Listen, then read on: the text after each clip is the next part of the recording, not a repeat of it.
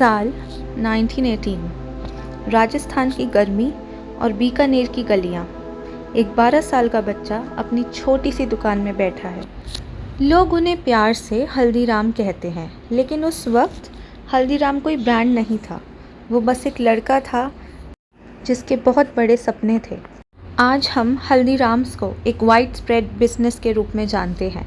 100 से ज़्यादा प्रोडक्ट्स, 80 से ज़्यादा कंट्रीज़। ये कहानी सिर्फ बिजनेस की नहीं है, ये कहानी है एक ज़िद की, एक नई रेसिपी की।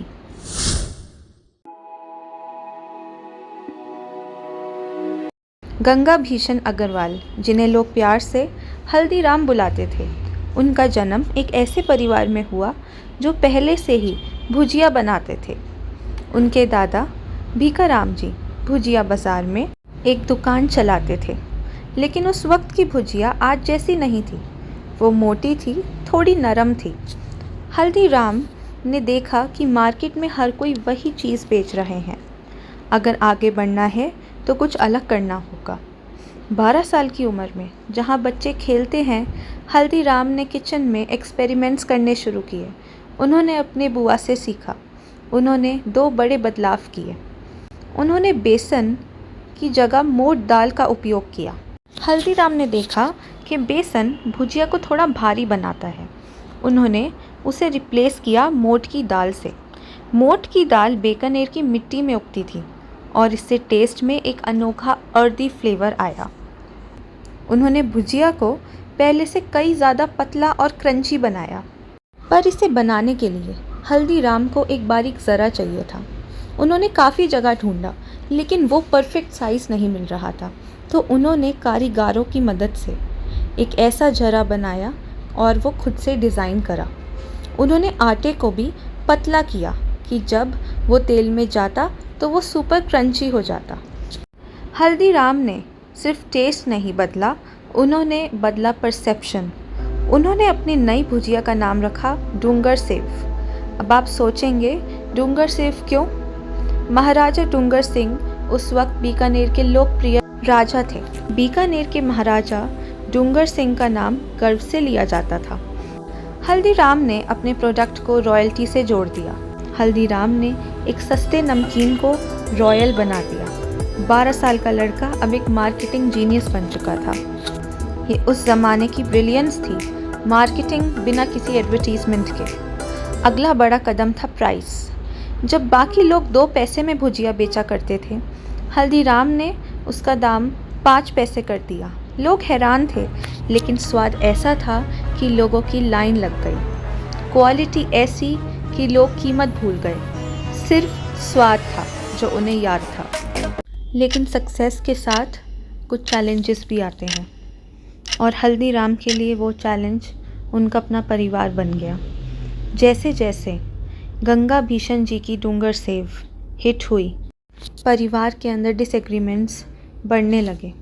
बात इतनी बिगड़ गई कि एक दिन हल्दीराम को उनका घर छोड़ के जाना पड़ा। वो इंसान जिसने बिजनेस को खून पसीना दिया, आज उनके पास रहने के लिए कोई छत नहीं थी।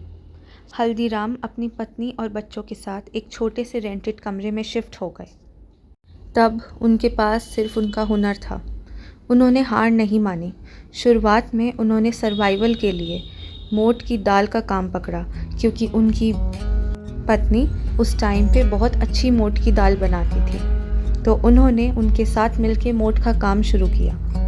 बीकानेर में ऐसी मोट की दाल काफ़ी सस्ती और आसानी से मिलती थी। हल्दीराम ने देखा कि लोग इसे उबाल कर या साधारण तरीके से खाते हैं। उन्होंने अपने पुराने तजुर्बे को यहाँ इस्तेमाल किया। उन्होंने उस सस्ती मोट दाल को पीसा, उसमें साजी, एक तरह का नेचुरल सॉल्ट मिलाया और उसे बेहद बारीक भुजिया बना दी। उन्होंने एक रेंटेड छोटी सी जगह ली। पैसों की कमी थी, तो उन्होंने खुद ही दाल साफ़ करी और खुद ही उसे पीसा। लेकिन उनका फोकस था टेक्सचर पे। उन्होंने मोट की दाल से बनी भुजिया को इतना पतला और इतना क्रिस्पी बनाया कि वो मुंह में जाते ही घुल जाती थी। जब उन्होंने इसे बेचना शुरू किया तो लोगों ने पहली बार ऐसी लाइट और टेस्टी नमकीन चखी थी। लोग कहते हैं कि वो रोज़ सुबह अपनी टोकरी लेकर निकलते और शाम तक उनका सारा माल बिक जाता। हल्दीराम ने फैसला किया कि वो अपनी एक अलग लेगेसी बनाएंगे। उन्होंने अपने बेटों और पोतों को सिखाया कि दुकान छोटी हो पर स्वाद हमेशा बड़ा होना चाहिए।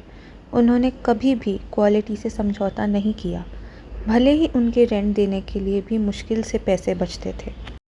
1930s तक उनका नाम बीकानेर में इतना बड़ा हो गया कि लोग उनके पुराने परिवार की दुकान को छोड़कर हल्दीराम की स्पेशल मोड भुजिया ढूंढने लगे। यही वो टर्निंग पॉइंट था जहाँ से एक ब्रांड की शुरुआत हुई।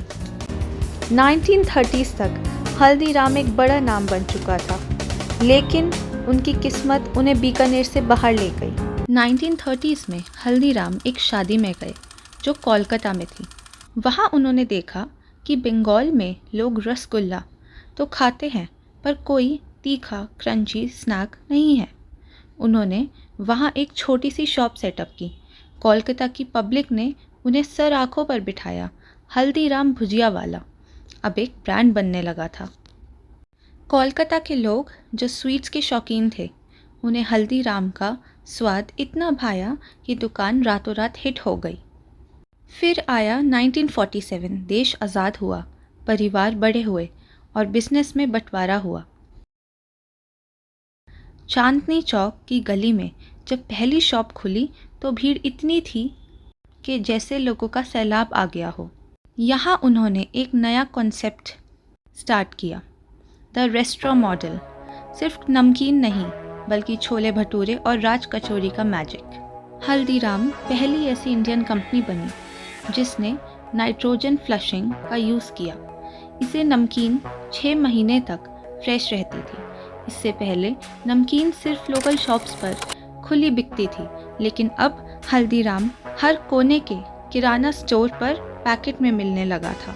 उन्होंने यूएस, यूरोप और मिडल ईस्ट में एक्सपोर्ट शुरू किया। वहाँ पे भी लोगों को एक नया स्नैक बहुत अच्छा लगा। Can't go wrong with Haldirams. They're like the king of Indian snacks in my opinion, at least the ones I've had. Nimbu masala. उनके लिए एक नया टेस्ट था। 10. For a 10. 10. आज हल्दीराम सिर्फ एक कंपनी नहीं,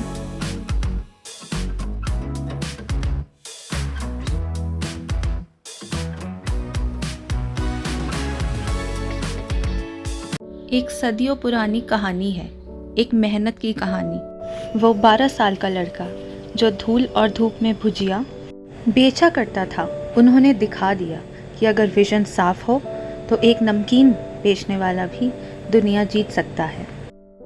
यह है गंगा भीषण अग्रवाल जी और उनकी वाइफ और बिजनेस पार्टनर चंपा देवी जी, जिन्होंने साथ मिलकर इस बिज़नेस को आगे बढ़ाया।